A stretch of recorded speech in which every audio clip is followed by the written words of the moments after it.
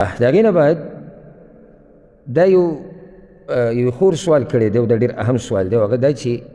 که یو زنانه ته مهر کم میلاو شي په واده کې نو دا د هغې سپکاوی دی ځکه چې زموږ په معاشره کې عرف دا دی او معاشره کې عادات دا دي چې کمې جنۍ ته مهر ډېر میلاو شي نو دا عزتمنه ګڼلی کېږي د چا مهر لږي نو دا هغه مرتبه کې نه آیا شریعت کې هم دا مسله داسې ده؟ جواب اول دا مسله یاده کوي چې شریعت کې د اکثر حد د مهر دپاره اکثر حد نشته، یعنې زیات نه زیات به څومره ورکوې دا شریعت نه دی ټاکلی او دغه شان کم سے کم به څو ورکوې دا هم شریعت نه دی ټاکلی او دا د الله رحمت دی په موږ باندې، ځکه که ټاکلی وی زیات نه زیات یا کم سے کم نو بیا به موږ ته ګرانه وي. خو الله رب العزت دا مسله دغه شان پرېښودې ده چې مهر به ورکوې زیات نه زیات انسان څومره طاقت وي کم سے کم، یعنې ټوله خبره هغه د خاوند د غریبۍ او د مالدارۍ سره تعلق ساتي. اوس یو سړی مالداره دی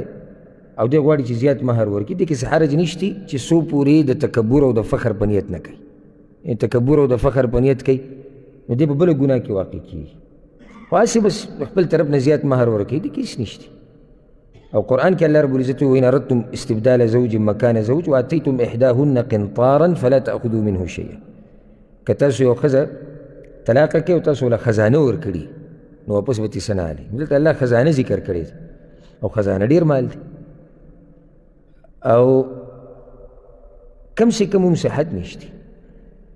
چې کله خاوند غریب وي او طاقت یې نه وي او د خلکو نه قرضې کوي صرف دې دپاره چې د معاشرې رواج دی یا شوبازي پرې کوي نو د ځان سره ظلم کوي. څومره چې د انسان طاقت وي دومره کول پکار دي. زموږ دا پښتانه اکثر په هغه ټیم کې ګرم ګرم کېږي ډېر پکې او زه خیر د 10 تولې او 20 تولې او 30 تولې وروسته بیا ورکو، وروسته دا په تا باندې قرض دی یاده که ګورې لکه څنګه چې بهر ته د چا نه قرض پیسې راوالی او ستا په حق کې دي دقه شان دا مهر هم ستا په برخه کې دی او الله به تا نه دې تپوس کوي چې څو پورې دا ادا کړی نه وي پوره تا ته دا نه معاف کېږي الا چې زنانې په خپله رضا معاف کړي. خلاصه د خبرې دا دا یاده کوي چې اسلام زنانه ته د بازار د سامان په نظر نه ګوري چې دا به خرڅولی کېږي چې یاره سامان چې ګراني یو دا ښه دی او چې ارزاني یو دا سپک دی دا کمزوری دی. اسلام دا نظر زنانه طرف ته نه کوي چې یاره کمې زنانه مهر ډېري بس دا عزتمنه دی، کمې مهر کمي هغه به بې عزته وي هغه به کمزوري. دا خو دې شوه لکه بازار کې چې سامان خرڅېږي چې کم شی ګراني مونږ وایو دا ښه شی دی، کم ارزاني مونږ ور پرېږده دې نه واوړه چې ارزان دی نو دا دې کې به څه مسله وي. نو ګران ته په اوچت نظر ګورو، ارزان ته په کمزوري نظر ګورو. بلکې دا خبره یاده کوي د زنانه مهر ډېرېده د هغې عزت نه دی ګوره دنیا کې او نه په آخرت کې او نه د هغې تقوا ډېرېده دي نه، یعنې زنانه مهر ډېر دی نو موږ داسې نه شو ویلی چې دا د دې عزت دی دنیا او آخرت کې یا د الله په نزد دا درنه ده یا د تقواداره او پرهیزګاره ده نه، دا تله نشته. او دغه شان د مهر کمیده د زنانه بېعزتي نه ده، د مهر کمیده بلکې د مهر کمیده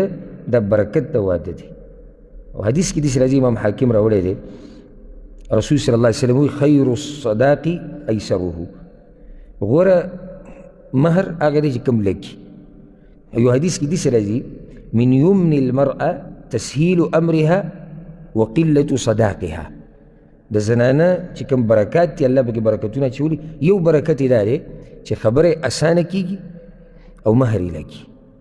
دې زنانه کې الله رب العزت ډېر برکت اچولی. او یو حدیث کې داسې هم راځي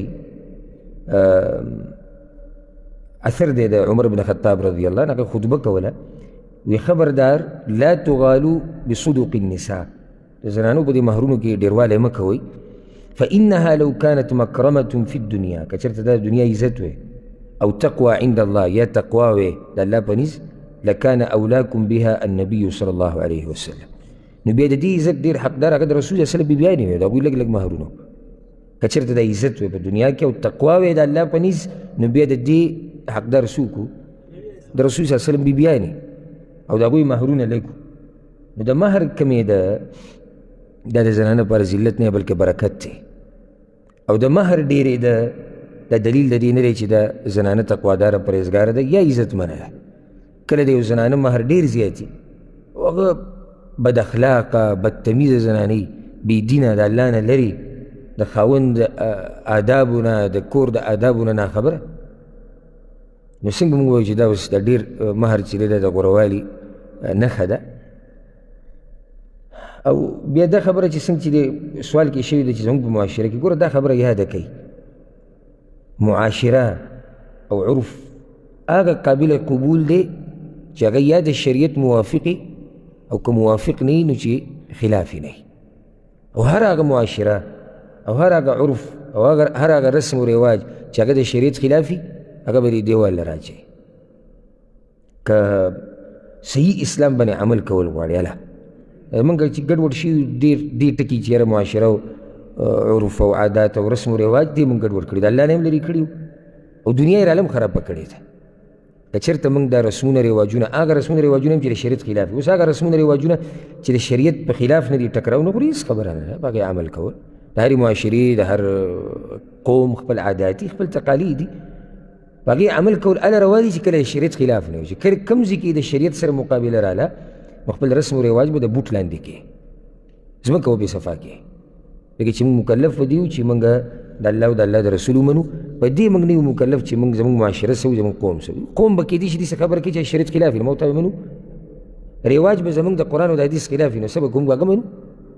اوس رواج دا دی چې مهر ډېر ورکوه، ډېر ښه ځوانان به دغه قسم پاتې شي او ډېرې جنکۍ به دغه قسم پاتې شي، لار زنا ته کولاو شو، فحاشۍ ته کولاو شو. یا معاشره کې عزتمنه زنانه هغه ګڼلی کېږي چې پلار وله سامان ډېر کړی، دا د کوم ځای عزت دی؟ کېدای شي یو سړی غریب وي، خپلې لور له خپلې خور له ډېر څه نشي کولی